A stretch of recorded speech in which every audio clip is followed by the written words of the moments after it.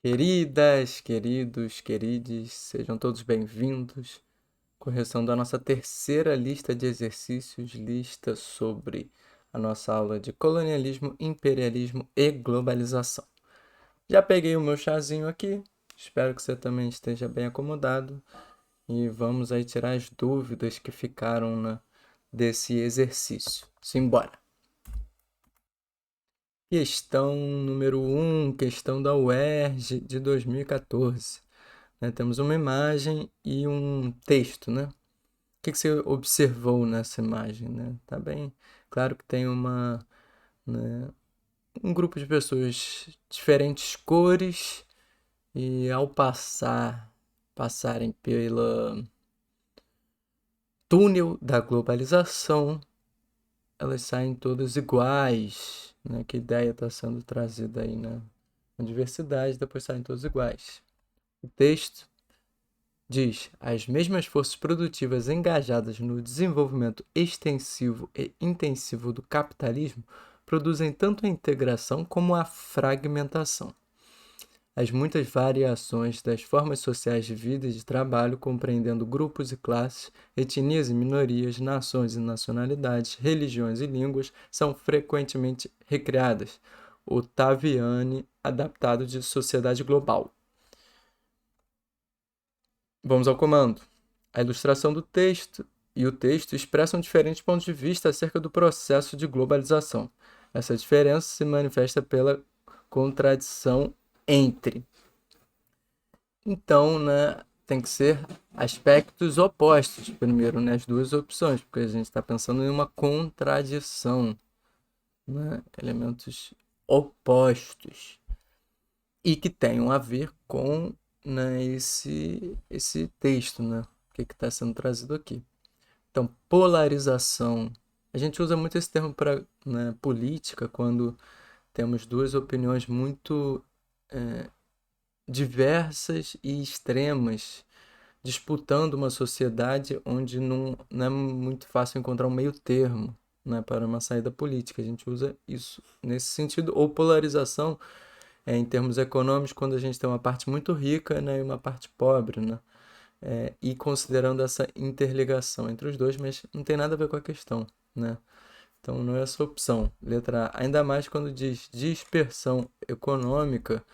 É verdade, mas não tem nada a ver assim. Isso acontece um pouco com a globalização, de novos polos produtivos, novos lugares onde as indústrias se localizam, verdade. Mas tem nada a ver com essa questão. B. Elitização e popularização financeira.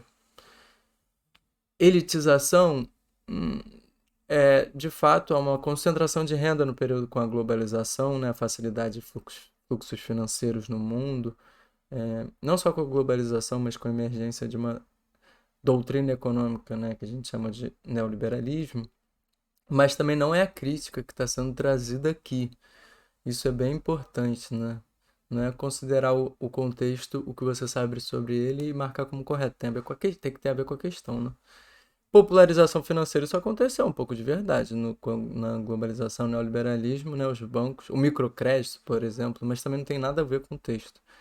Letra C, homogeneização e diversidade cultural. Perfeito, perfeito. Não só porque, né, é a ideia de que tá sendo trazida, né, nessa imagem em termos de homogeneização cultural, quanto o texto que, né, complexifica um pouco esse processo, né, para a gente não entender de forma tão simplista, tão simplificado, um processo muito complexo.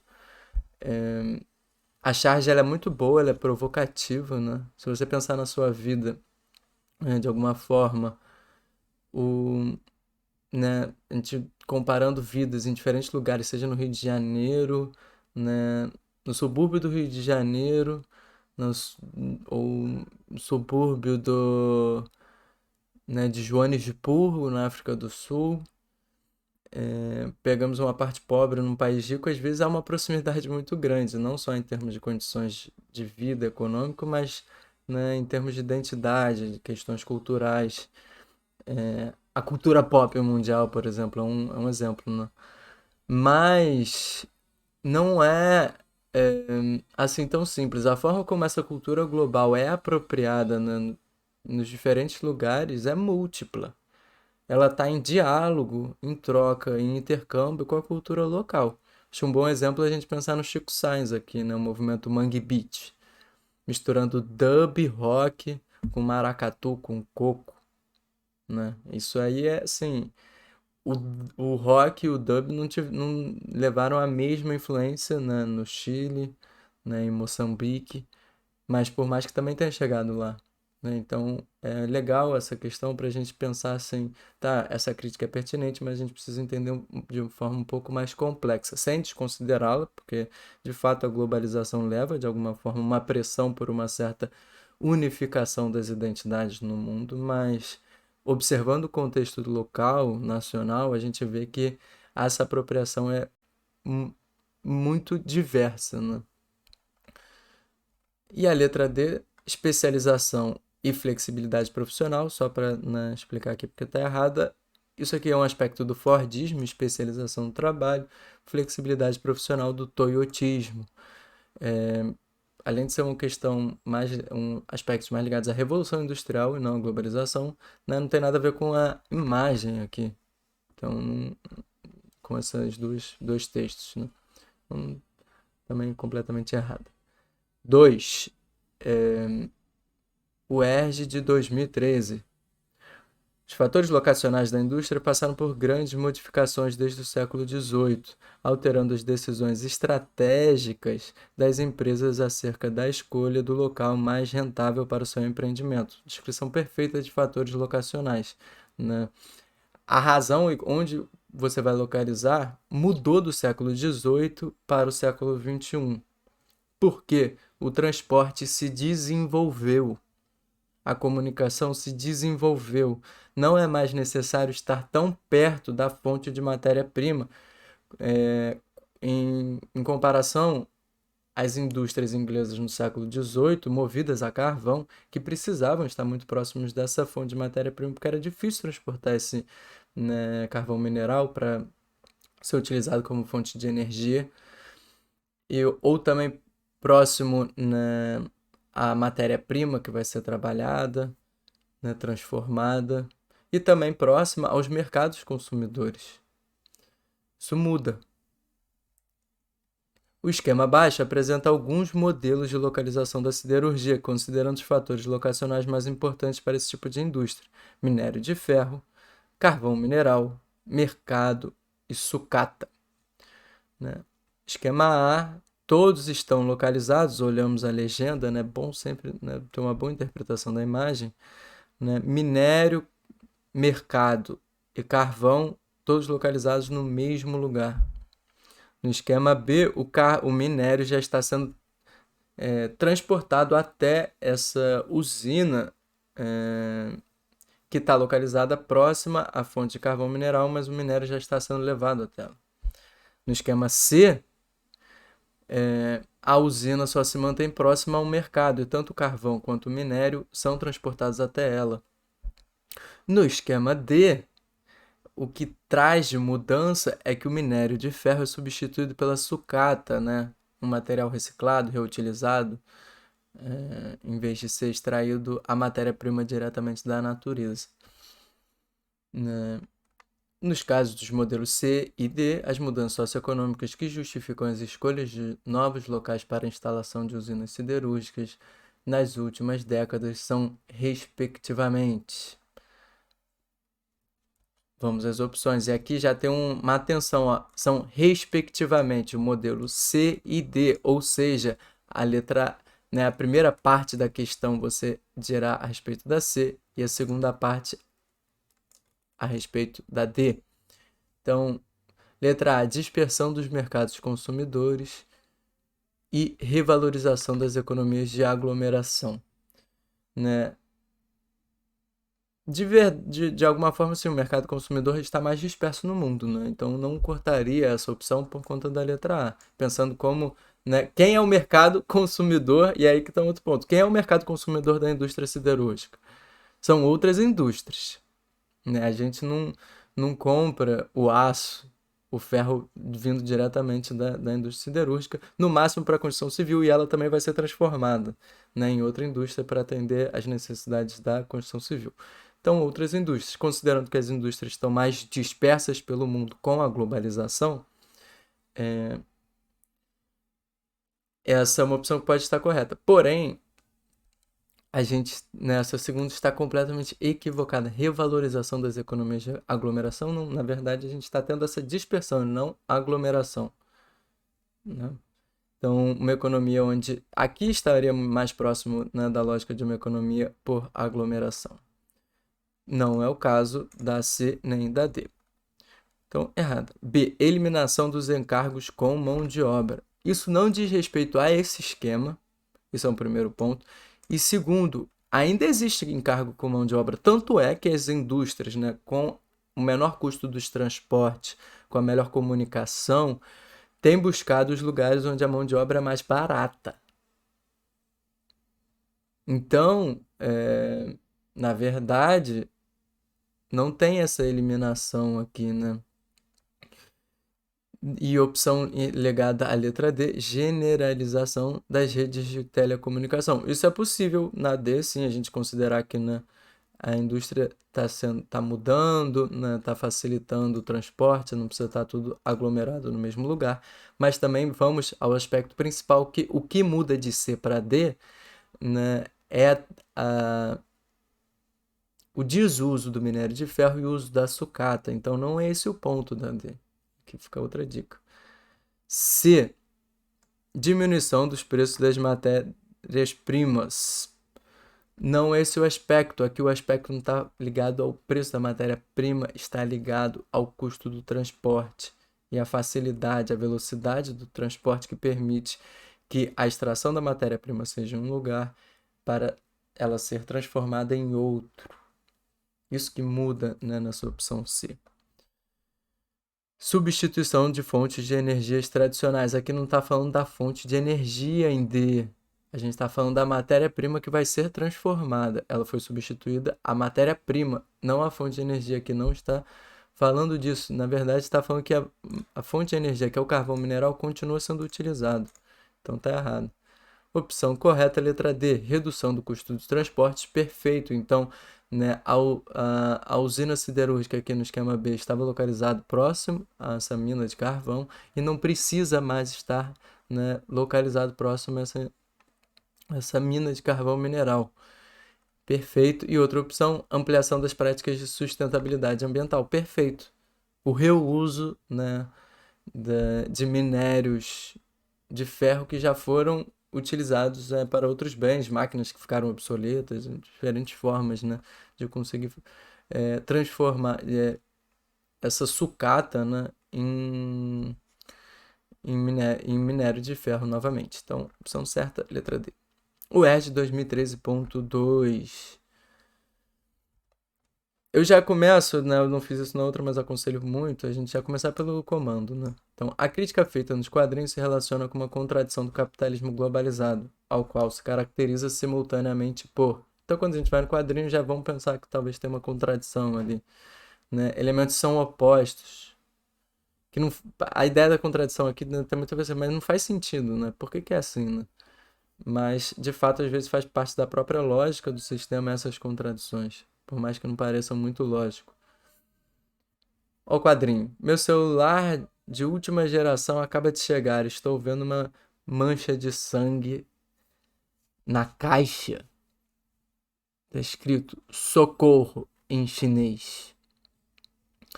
A crítica feita, portanto, se relaciona com uma contradição que do capitalismo, que se caracteriza simultaneamente. A ideia de contradição está muito ligada a essa palavra também, né? Simultâneo, em conjunto. A elitização do acesso digital, popularização das mídias alternativas. Bom, eu não diria mídia alternativa numa mancha de sangue escrita numa caixa. E na verdade, os celulares, eles popularizaram o acesso digital, né? Os smartphones. Então, não diria, essa opção não consideraria nenhuma das duas opções. B. Requinte dos sistemas produtivos, declínio dos regimes democráticos. É uma longa discussão se a China é democrática ou não. E isso pode impactar sobre, né, a capacidade de organização dos trabalhadores em prol dos seus direitos, tudo mais. É, mas não é essa opção, né?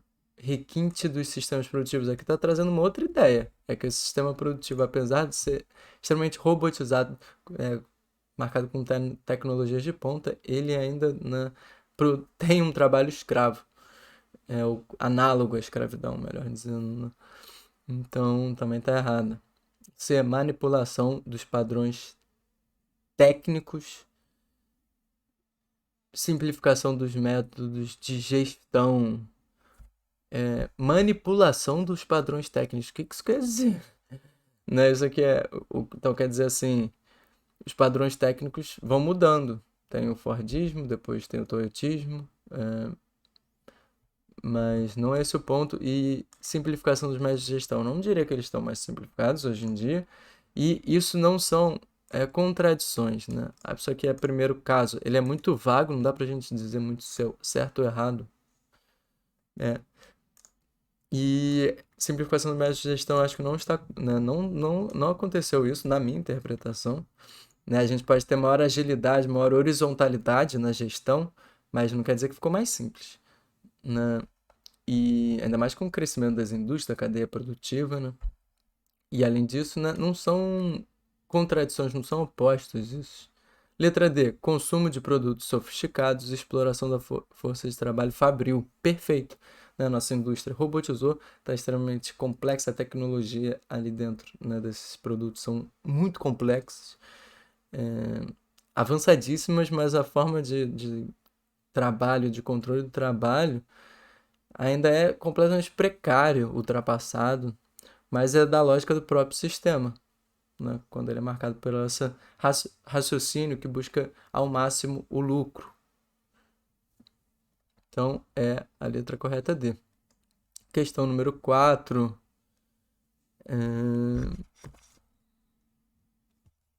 O ERJ 2013. Já aconselho, né, já olhar um pouco. Não, vamos direto pro texto aqui, né, já que não é muito grande. Rússia e China rejeitam a ameaça de guerra contra o Irã. A Rússia e a China manifestaram sua inquietude com relação aos comentários do chanceler francês Bernard Kouchner sobre a possibilidade de uma guerra contra o Irã. Kouchner acusou a imprensa de manipular suas declarações. Não quero que usem isso para dizer que sou um militarista, disse o chanceler, dias antes de 5 membros permanentes do Conselho de Segurança da ONU, França, China, Rússia, Reino Unido e Estados Unidos, se reunirem para discutir possíveis novas sanções contra o Irã por causa do seu programa nuclear. O Conselho de Segurança da ONU pode aprovar deliberações obrigatórias para todos os países membros, inclusive a de intervenção militar, como ilustra a reportagem. Ele é composto por 15 membros, sendo 10 rotativos e 5 permanentes, com o poder de veto. A principal explicação para essa desigualdade de poder entre os países que compõem o Conselho está ligado à característica da. E aí a gente não falou isso em aula, mas eu trouxe essa questão exatamente para a gente estudar mais um pouquinho, né? Isso é bom. Né? O Conselho de Segurança foi criado, né, junto à fundação da ONU e é né, o órgão principal junto à Assembleia Geral. A Assembleia Geral reúne todos os países. O Conselho de Segurança, né, que determina se um país pode entrar em guerra com outro, se pode invadir outro ou não, é composto, né, por esses 15 membros e os 5 permanentes têm uma característica, né? São grandes potências hoje em dia, mas, sobretudo, eles estão lá desde o começo, são membros permanentes, então eles eram grandes potências na época em que foi criado, potências nucleares, militares. Então, resposta A, geopolítica mundial na época da criação do organismo, perfeito, né? E aí é legal que a gente já aprende quais são os 5 membros do Conselho de Segurança, que isso aparece bastante também no vestibular, né? Então, França, China, Rússia, Reino Unido e Estados Unidos. né, grandes potências logo ali nesse período no final dos anos 40, início dos anos 50, após a Segunda Guerra Mundial. B. Parceria militar entre as nações com a cadeira cativa no órgão. Não apenas tudo que a gente conhece em termos de globalização. Criação da rede planetária de transportes, isso é um aspecto. Limite à exportação de capitais. Capitais, a gente está falando, né, você poder, por exemplo, lucros para Hong Kong, você mandar o seu dinheiro da sua empresa para um outro lugar, né, a gente está falando de serviços financeiros, mercado financeiro, bolsa de valores ou, né, operações de enviar dinheiro para fora, pode ser até uma poupança, né? Mas a gente está falando de um fluxo global de capitais, isso acontece com o capitalismo. Não há um limite, né? A ideia do neoliberalismo e da globalização é que a menor restrição a esses fluxos, por isso que eles crescem. Junto a isso, tem um aspecto técnico que facilita a comunicação, né? Celulares, smartphone, internet, computadores, né? Isso tudo facilita também esse fluxo de capitais. Como o Milton Santos fala, tem um aspecto político e outro técnico, né? Em conjunto. Então, isso aqui está errado por si só, né? Então, letra A não está certa. Letra B, expansão da produção terceirizada. Isso é verdade. A gente viu hoje em dia que, por exemplo, a Apple ela nem produz mais o iPhone, como a Samsung também não. Inclusive, quem produz esses dois celulares é a Foxconn, que é uma indústria localizada na China. O que ela faz, que essas empresas fazem, elas pagam outra empresa para realizar a produção. E como a Apple tem lucro, né, com a questão da venda dos celulares, né, com o desenvolvimento do software, isso que ela está mais preocupada hoje em dia com o marketing, né? E isso é verdade. Consumo dependente da empregabilidade também é verdade, né? Isso é um problema hoje em dia, porque a gente discutiu isso, foi uma das grandes crises, né, pré-fordistas. O que aconteceu? Né, antes do Fordismo, a renda estava muito concentrada e o trabalhador tinha pouco poder de compra. Então, o crescimento da indústria não teve correspondência com o crescimento, né, da demanda. Isso é um problema. Se a gente pensar hoje em dia com essa terceirização, com a expansão da terceirização no mundo, você tem esse problema. Primeiro, porque a sua fábrica pode estar se localizando em novos lugares e o que vai acontecer com o seu mercado consumidor se não tem mais renda para consumir, né? Então, essa opção está correta, perfeita. Vamos só conferir as outras para ver, né? Reafirmar, né, nossa certeza, não é mesmo? Prioridade de investimentos no setor industrial de base. Continua tendo uma boa influência, mas isso aqui foi mais no período que os países vão se industrializar. E se a gente está pensando no mundo globalizado, hoje em dia você não precisa necessariamente ter a indústria de base para se industrializar. Isso foi muito marcante no Fordismo, né? Quando toda a cadeia produtiva estava localizada dentro de um próprio país. Então você começava investindo numa indústria de base, que vai ser o suporte, por exemplo, uma siderúrgica, que vai ser o suporte para construir máquinas, para construir os bens, por exemplo, um automóvel, né? Então, não diria que estamos mais no momento com tanta essa prioridade no mundo globalizado. Concentração financeira na Ásia, não, né? É óbvio que surgem novas bolsas de valores com a globalização. Aqui tem o caso de Hong Kong, né, um exemplo, mas ainda há muita concentração de riquezas nos países centrais. Até porque, por mais que a sua indústria tenha ido a outros países, né, neles ainda estão localizadas as sedes dessas indústrias, onde estão sendo produzidos, né, questões de desenvolvimento de tecnologia, científico, de marketing, de design. Então tá errada também a C. Letra D, política de ampliação dos benefícios trabalhistas, restrição à mobilidade espacial de imigrantes. Há de verdade restrição de mobilidade espacial para os imigrantes, mas como eu disse, essa restrição ela é para uma camada, a camada mais pobre. No geral, há um crescimento do fluxo de pessoas e de migrantes e imigrantes, emigrantes, né?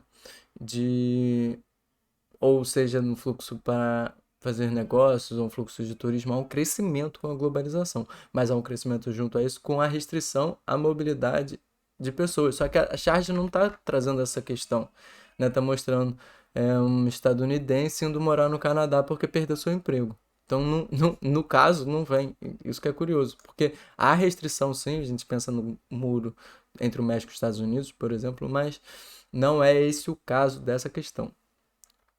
E letra D, políticas de ampliação de benefícios trabalhistas, errado, né? A gente viu que tanto o neoliberalismo como doutrina econômica predominante, tanto a globalização, que coloca todos os lugares do mundo em competição para atrair a indústria, faz reduzir os benefícios, que a gente poderia melhor traduzir como direitos trabalhistas, né? Porque para atrair essa indústria, né, os governos cada vez retiram mais direitos, né, que se tornariam custos a essas empresas. Então, essa é completamente equivocada. 6, o ERJ de 2015.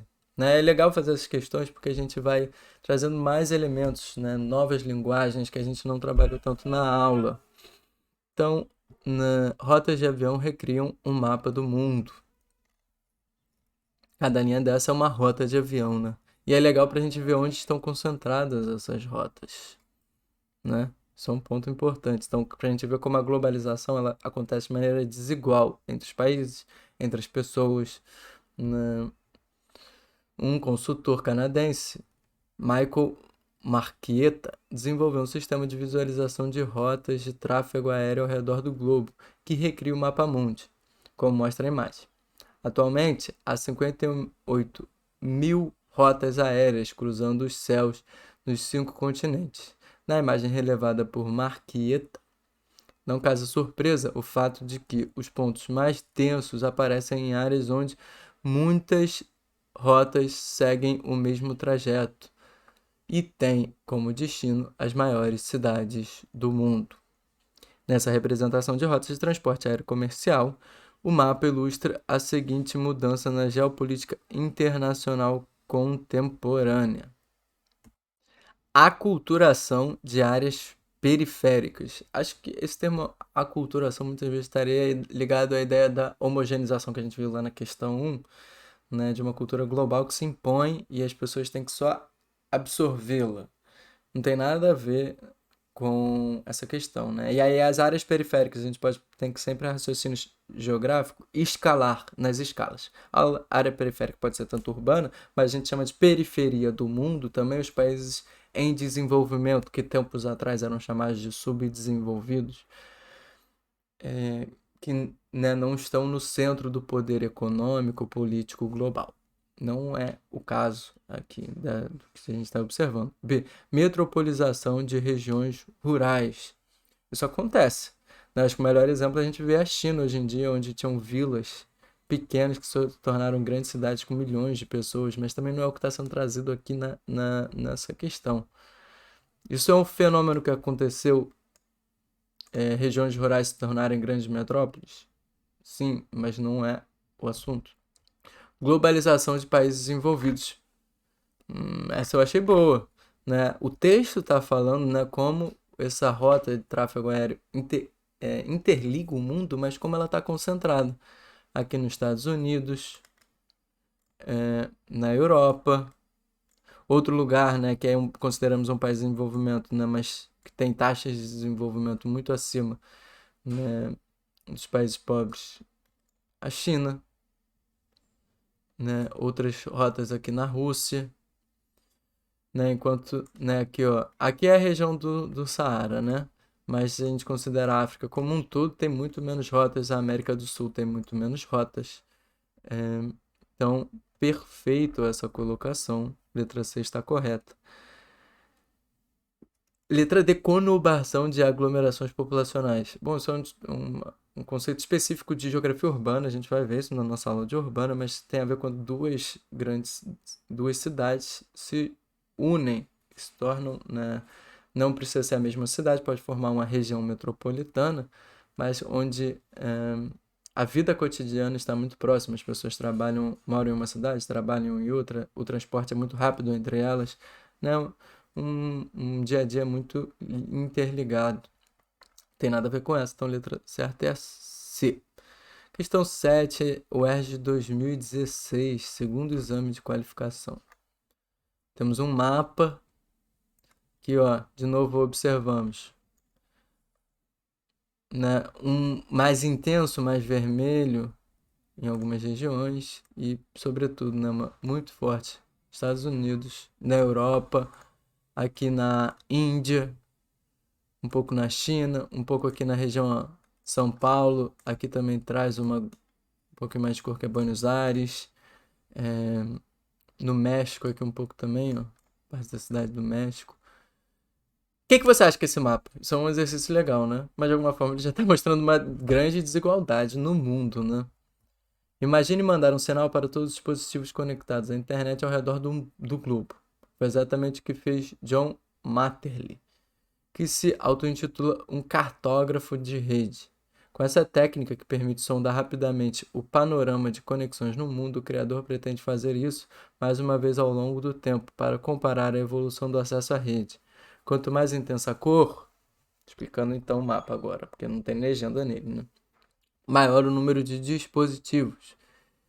E por enquanto sabemos bem onde eles se concentram, ou seja, nos países ricos. Isso é bom sempre ver. A matéria também é de 2014, né? Foi publicada na revista Galileu. A análise do mapa possibilita visualizar o uso da internet nas diversas regiões do mundo. A principal causa para as diferenças regionais na concentração do uso dessa rede é letra A.